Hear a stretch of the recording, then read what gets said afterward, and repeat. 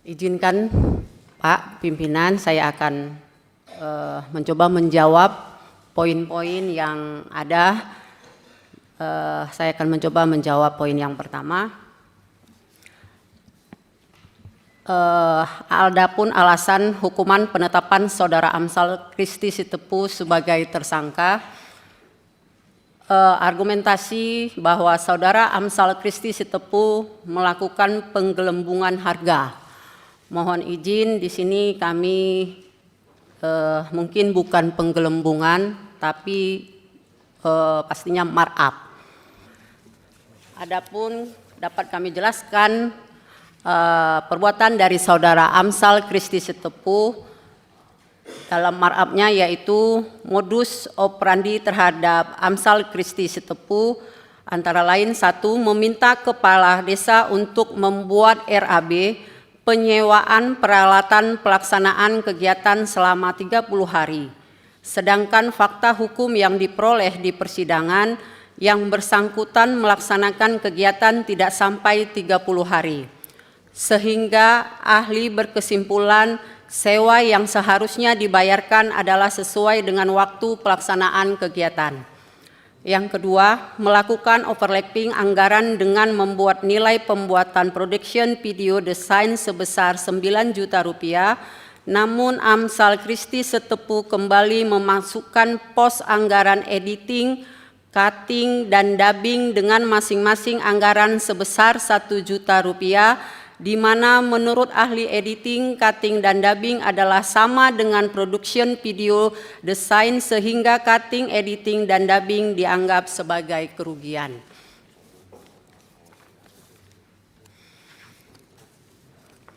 Yang kedua, untuk menjawab apa alasan penahanan terhadap Saudara Amsal Christy Sitepu,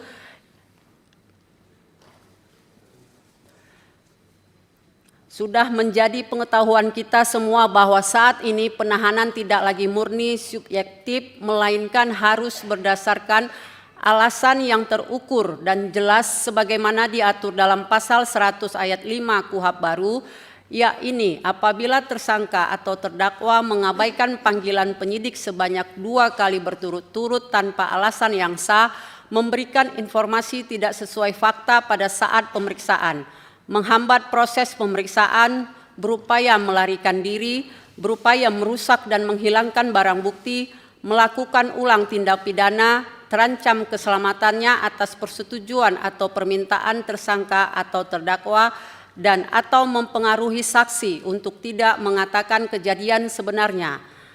Poin yang mana dari syarat penahanan di atas yang terpenuhi sehingga Saudara Amsal Christy Sitepu dikenakan penahanan.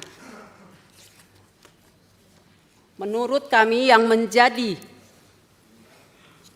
dasar penahanan Saudara Amsal adalah pasal 21 KUHP lama, di mana Amsal ditahan pada tanggal 19 November 2025 sampai dengan 08 Desember 2025. Yang ketiga, Komisi 3 DPR RI meminta Kajari Karo untuk menjelaskan dugaan intimidasi terhadap Saudara Amsal Christy Sitepu dan Saudara Jesaya Perangin Angin yang dilakukan oleh Oknum Jaksa Saudara Wira Arijona, Kasipitsus Kejari Karo Saudara Renhat Harpe Sembiring, dan Kasih Intel Kejari Karo Saudara Dona Martinus Sebayang dengan memberikan brownies dan mengatakan ikuti saja alurnya, jangan pakai pengacara, tidak usah ribut, tutup konten-konten itu, ada yang terganggu.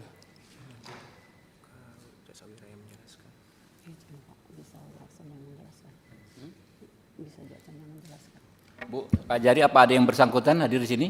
Izin Bapak Pimpinan, kebetulan Jaksa Wira ada ikut hadir. Mungkin Jaksa ada, Wira. ya, langsung aja dijawab. Siap. Wira.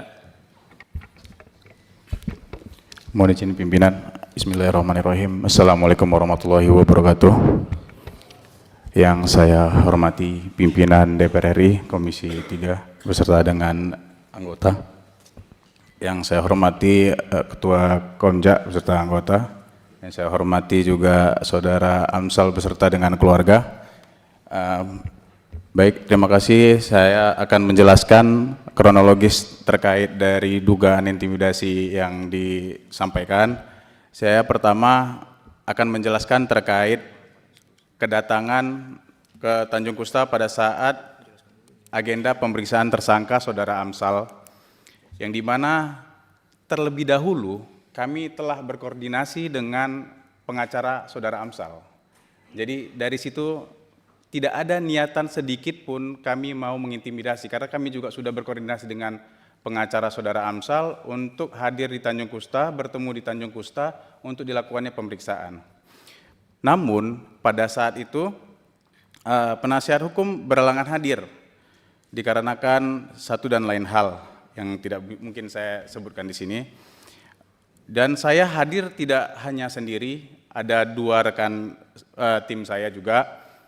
Di situ juga disaksikan bahwasannya penyerahan itu tidak dari tangan saya, yaitu tangan dari staf saya, dan tidak ada omongan apa-apa, Pak. Mohon izin, saya juga tidak ada niat apapun, kami hanya murni mengedepankan rasa kemanusiaan, hati nurani. Dan di sini saya juga akan berikan beberapa dokumentasi dari tahun 2024. Ini sudah menjadi budaya kami, Pak, di Tanah Karo, Pak. Budaya apa maksudnya? Karena di awal permintaan ini kan dari tahanan, Pak. Karena orang diminta kekurangan makanan, mohon dibantu, seperti itu, Pak. Bukan, Pak, ini bukan soal makanan, Pak. Soal narasi tadi, kata kalimat per kalimat tadi. Tadi Pak Amsal kan mengulangi lagi, kok kemarin kan waktu video call menyampaikan ada narasi yang mengatakan ikuti saja alurnya dan lain sebagainya itu Pak Wira. Siap. Itu tidak ada, Bapak, saya sampaikan, Pak. Tidak ada ya? Tidak ada, Bapak. Nanti tinggal Pak Amsal ini. Siap. Oke. Ada lagi, Pak? Sudah, mungkin itu saja, Bapak. Oke. Langsung yang ke ini Bu Kajari. 4 ya Pak. Yang keempat, Bu. Siap pimpinan. Yang keempat, Komisi 3 meminta penjelasan mengapa Kejaksaan Negeri Karo membangun narasi sesat seolah-olah Komisi 3 melakukan intervensi dan melanggar prosedur dengan memaksakan pengeluaran Saudara Amsal Kristisitepu dari LP Tanjung Kusta setelah adanya penetapan Majelis Hakim Pengadilan Negeri Medan nomor 171/Pit.Sus /TPK/2025 PN Medan dengan menerbitkan dan menyebarkan surat yang sangat provokatif nomor B618-2-LT2-1/FT.1/03/2026. Bentar, Bu. Minta tolong sekretariat ditampilkan kedua surat itu berdampingan ya. Yang dari pengadilan dengan yang dari kejaksaan ditampilkan sehingga rekan-rekan wartawan bisa melihat. Maksudnya kita akses keterbukaan, Bu, kan ini live streaming jadi kita ngomong surat jadi orang harus lihat juga.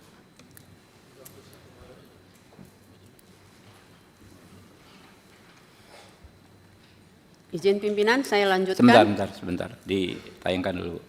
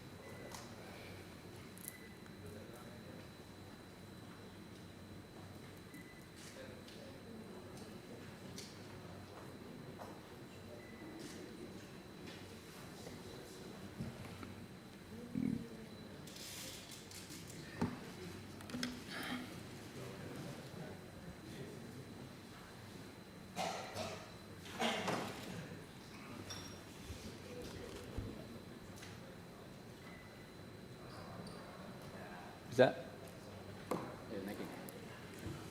Ada PowerPoint nggak? Nah, yang dari pengadilan dulu, pengadilan.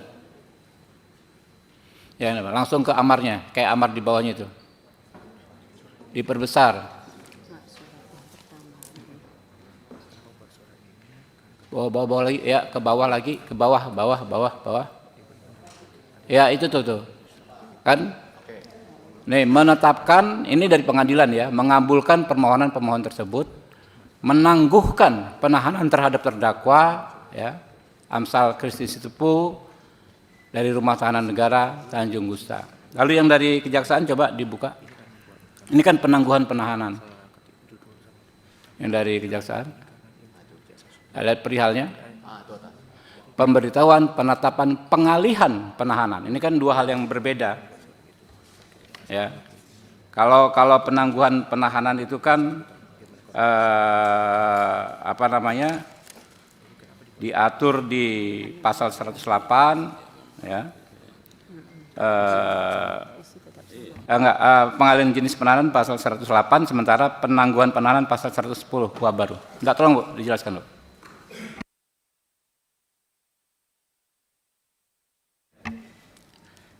Siap Majelis. Siap Pak.